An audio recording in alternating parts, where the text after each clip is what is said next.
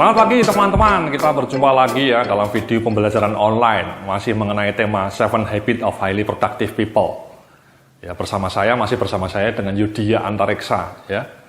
Jadi dalam habit pertama kita sudah belajar mengenai bagaimana kita harus membangun positive mindset, dan di habit kedua kita bicara mengenai bagaimana kita menjaga daya resiliensi, daya juang, ketangguhan mental.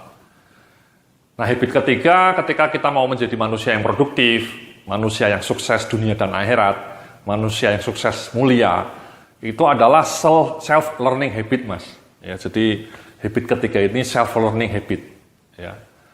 Jadi dalam slide berikutnya ini ada sebuah kata-kata yang sangat menarik. Ya. Setiap orang adalah guru, setiap tempat adalah sekolah, setiap hari adalah proses belajar. Ya, itu kredo atau slogan orang yang mengatakan bahwa dirinya itu seorang pembelajar sejati, lifetime learner. Ya. Jadi setiap orang itu kita anggap sebagai guru, ya. Setiap tempat itu adalah sebuah sekolah kehidupan, kampus kehidupan, universitas kehidupan. Ya, kadang-kadang itu jauh lebih berharga dibanding kampus nyata yang penuh dengan teori, Mas ya. Sekolah itu kadang-kadang hanya mengajarkan teori, ya, tapi sekolah yang paling nyata itu ya sekolah kehidupan, Mas. Ya, universitas paling nyata itu universitas kehidupan, University of Life. Dan kemudian setiap hari adalah proses belajar. Belajar dalam arti bahwa bukan seperti kita belajar dalam artian konvensional ya, tapi kita belajar dari pengalaman. Ya, pengalaman adalah guru yang terbaik kata orang. Meskipun kadang-kadang tidak semua orang bisa menjadi murid yang baik, Mas. Ya. Jadi pengalaman adalah guru yang terbaik, tapi tidak semua orang bisa menjadi murid yang baik. Nah, kalau kita tiap hari bisa belajar ya, observasi ya dari berbagai sumber pengetahuan ya, kemudian kita menganggap semua tempat adalah sekolah, itulah yang namanya self-learning spirit ya. Jadi mencoba belajar dari berbagai pengalaman hidup ya. Jadi dalam slide berikutnya ini Anda bisa baca ya, learning habit itu sebuah kebiasaan untuk terus belajar, mengembangkan kompetensi diri, Mas. Sebab selalu ada celah untuk terus memekarkan potensi dan kapasitas diri. Selalu ada jalan untuk merekahkan pengetahuan, mengasah ilmu, dan merajut keterampilan. Ya. Jadi self-renewal, self-learning capacity, ya, selalu belajar, mencoba melihat berbagai dimensi, ya. Itu penting, Mas. Karena memang terus terang saya itu sering dapat email ataupun message ya, entah di Facebook, entah di Twitter, orang yang nanya pertanyaan-pertanyaan yang menurut saya sangat basic ya, yang menunjukkan bahwa orang ini kurang mau belajar. Contohnya pertanyaan, Mas, saya mau usaha, kira-kira usaha apa yang paling menguntungkan? Ya. Atau, Mas, saya mau usaha tapi saya nggak punya modal, bagaimana caranya ya? Itu contoh orang yang tidak resilient dan tidak bisa belajar. Kenapa? Karena kalau Anda ke Google, Anda ketik aja ide bisnis, itu akan Anda muncul ratusan ide bisnis, Mas. Dan Anda bisa pelajari dari Google itu. Sama, kalau misalnya Anda tidak punya modal ketika mau bisnis, Anda ketik aja ke Google. Ya, bisnis tanpa modal, akan muncul itu. Jadi, orang yang menanyakan seperti itu menunjukkan bahwa dia googling saja tidak mampu gitu, Mas ya. Googling saja tidak sanggup. Ya, kalau menggoogling saja tidak sanggup, ya berarti dia kapasitas untuk belajarnya itu menyedihkan. Ya. Jadi sebelum bertanya itu tanyalah dulu sama Google. Sekarang kita sudah punya Google ya, luar biasa. Itu namanya perpustakaan raksasa dunia ya, Google itu ya. Jadi kalau Anda punya kapasitas belajar yang luar biasa itu dari Google Anda bisa belajar apa saja. Atau dari Wikipedia ya. Jadi kalau sedikit-sedikit nanya-nanya pertanyaan-pertanyaan yang kadang-kadang terlalu basic itu menunjukkan Anda malas belajar, ya, malas mencari informasi secara mandiri. Nah, kalau mencari informasi yang basic saja sudah malas, itu bagaimana Anda akan bisa sukses? Ya. Jadi tolong kalau bisa, kalau mau bertanya itu penting yang bertanya, tapi pertanyaan yang advance gitu, yang memang sudah Anda cari di Google dan tidak ketemu, baru Anda nanya. Ya. Misalnya pertanyaan, kapan saya dapat jodoh gitu misalnya, Mas ya. Itu mungkin hanya Tuhan yang tahu ya kapan Anda akan dapat jodoh, tapi kan bisa dilacak juga itu sebenarnya ya, indikasinya, signal-signalnya supaya Anda tidak menjadi jomblo forever. Oke. Nah, jadi dalam slide berikutnya Anda bisa lihat ini ya, proses pembelajaran itu bisa berlangsung dari pengalaman hidup, membaca buku, observasi, ataupun mentoring ya. Jadi pengalaman hidup Mas ya, tadi saya sudah mengatakan bahwa pengalaman itu adalah guru yang terbaik ya. Pengalaman Anda. Cuman memang ini penting nih Mas, pengalamannya kaya. Kalau Anda kerja bertahun-tahun ya, mungkin sampai 5 tahun tapi mengerjakan hal yang sama, itu sebenarnya pengalaman Anda mungkin cuma 1 tahun, diulang selama 5 kali. Ya, atau 10 kali, itu kan pengalamannya tidak kaya Mas. Anda mengerjakan hal yang rutin dari tahun pertama sampai tahun ke-10 sama, itu Anda tidak berkembang Mas, tidak tumbuh. Ya, jadi kalau Anda kerja di kantoran, kalau bisa carilah pengalaman-pengalaman proyek yang kaya. Ya, Anda proaktif, mengerjakan A, mengerjakan B, mengerjakan proyek A, mengerjakan proyek B. Ya, punya inisiatif gitu loh Mas. Jadi pengalaman Anda berkembang, karena ada sebuah slogan mengatakan you are what you do. You are what you do. Jadi kalau pengalaman kerja di kantor itu mengerjakan hal yang rutin, monoton, itu saja ya, Anda akan mandek. Potensi Anda akan stagnan, Mas. Ya. Berhenti, status quo. Tapi kalau misalnya Anda jadi ketua proyek A, ketua proyek B, ditempatkan di sini, ditempatkan di situ, kan pengalaman Anda tumbuh, Mas. Dan pengalaman itu bisa membuat daya jual Anda menjadi makin tinggi. Anda bisa di-hijack oleh headhunter, pindah ke perusahaan lain dengan gaji yang lebih mahal. Itu pengalaman Anda. Kalau pengalaman Andanya biasa-biasa saja, tadi pengalaman 1 kali, 1 tahun diulang 5 kali ya, harga jual Anda murah, Mas. Harga jual Anda di pasaran murah. Jadi Anda tidak akan bisa pindah ke perusahaan lain dengan gaji yang lebih mahal. Ya, jadi pengalaman hidup itu harus lebih kaya. Kalau Anda sudah bekerja ya, libatkan diri Anda dalam berbagai kegiatan yang menarik, yang menantang. Ya. Itu yang pertama Mas. Yang kedua yang membaca buku Mas ya. Membaca internet. Nah ini kalau bisa ini penting ini Mas. Kalau Anda mau belajar secara online tuh, kalau bisa Anda tahu apa yang mau Anda kejar. Ya, misalnya Anda punya tujuan bahwa Anda mau menjadi seorang internet marketer misalnya. Internet marketer ya, itu profesi yang hot.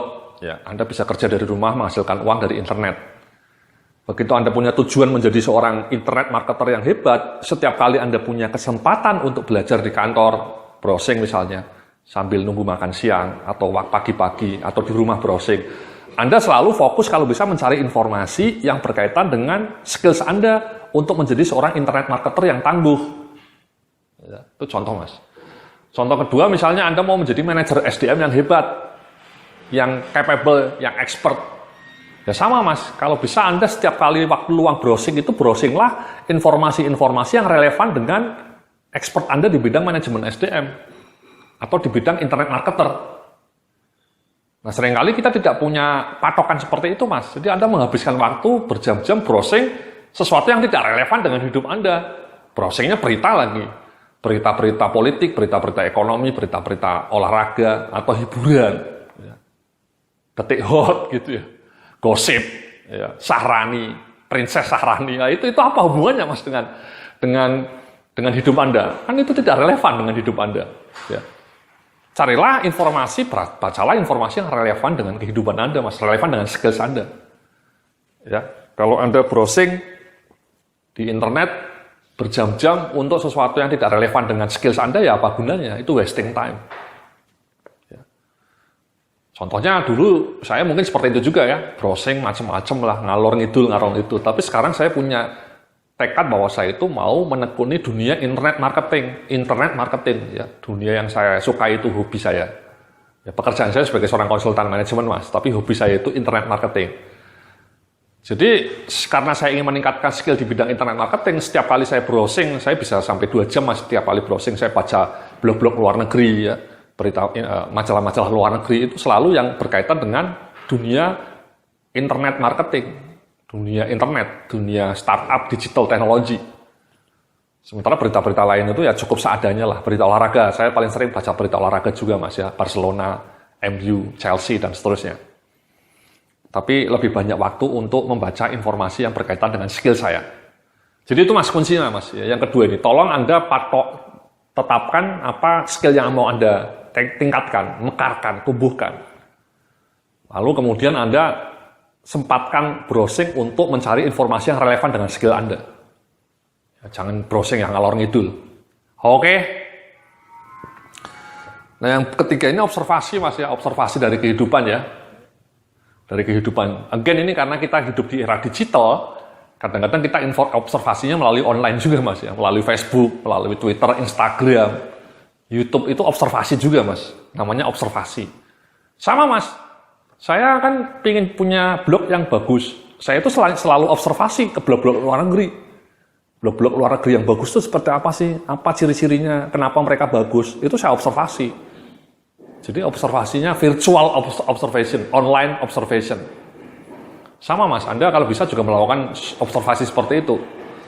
Ya, kalau Anda misalnya mau bekerja di perusahaan yang hebat, Anda bisa observasi GE, Nike, kenapa Nike hebat, kenapa Google hebat, bagaimana kultur kerjanya diobservasi. Cara observasi paling mudah ya melalui dunia online Mas. Ya.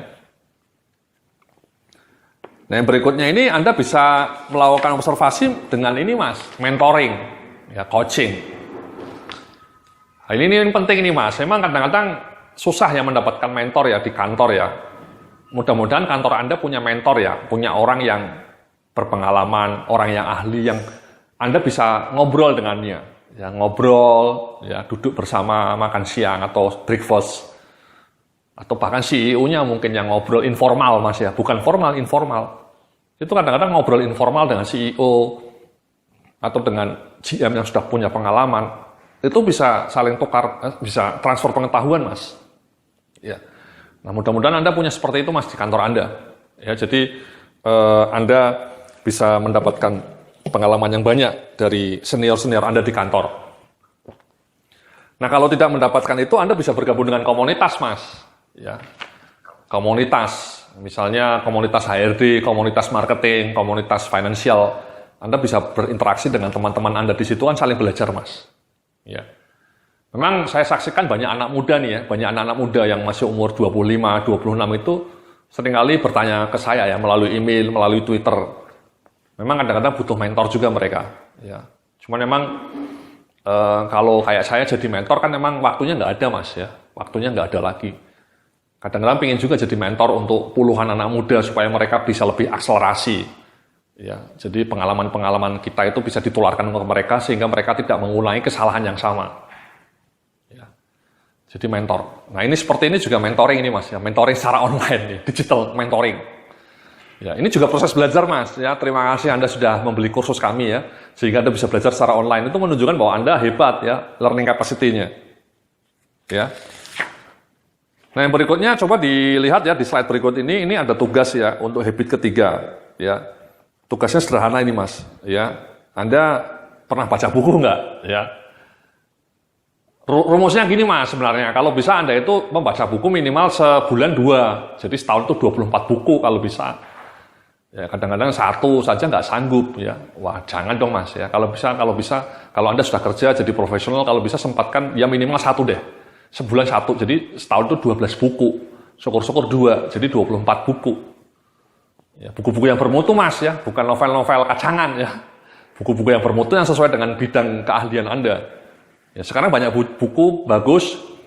Saya sendiri terus terang memang lebih sering beli buku bahasa Inggris Mas. Ya, jarang saya, ya kadang-kadang sekali lah. Dan saya beli buku bahasa Inggrisnya dari Amazon, Amazon.com.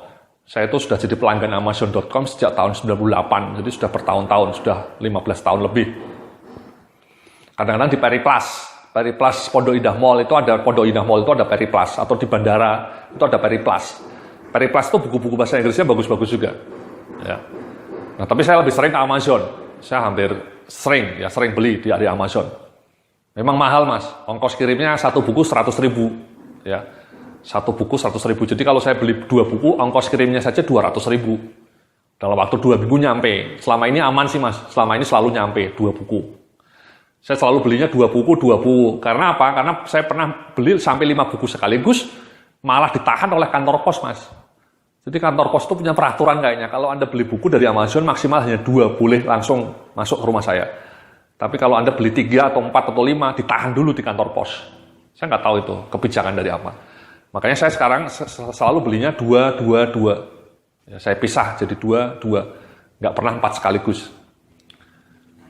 Anyway, seperti itu Mas ya. Sekarang di Gramedia juga banyak buku bagus. tiap hari buku baru terbit, tiap minggu. Kalau Anda ke Gramedia itu banyak buku-buku menarik, ya, tolong beli dan dibaca. Ya. Nah, ini saya memberikan tugas pada Anda, buku terakhir apa yang Anda baca. Ya. Kemudian kalau bisa Anda tuliskan reviewnya. Ya. Reviewnya itu ya sinopsis atau resensi lah. Anda tuliskan, dan kalau Anda punya blog, ini syukur kalau Anda punya blog, Anda bisa publish di blog Anda. Saya itu punya blog namanya strategimanagement.net, juga ada menu management books. Jadi itu menu itu isinya adalah resensi dari apa yang saya baca, buku-buku yang saya baca. Nah sama ini Mas, kalau bisa Anda tolong Anda resensi, ya. Kemudian apa yang bisa Anda aplikasikan dari buku yang Anda baca itu. Ya, jadi tidak hanya teori, membaca itu kalau bisa diikuti dengan aplikasi, Mas. Jadi read and apply. Karena teori tanpa aksi adalah ilusi. Teori tanpa aksi adalah ilusi. Tapi sebaliknya, aksi tanpa teori itu adalah anarki. Ya, ngawur, anarki, chaos. Jadi itu tugas yang ketiga, Mas ya. Tolong baca buku atau buku terakhir apa yang Anda baca, Anda review, Anda ulas, dan kemudian Anda lacak pelajaran apa yang menarik dari buku itu yang bisa Anda aplikasikan dalam kehidupan sehari-hari Anda. Itu contoh proses pembelajaran. Oke, terima kasih. Itulah segmen video yang ketiga. Kita akan sambung dalam video berikutnya. Salam sukses, penuh kemuliaan.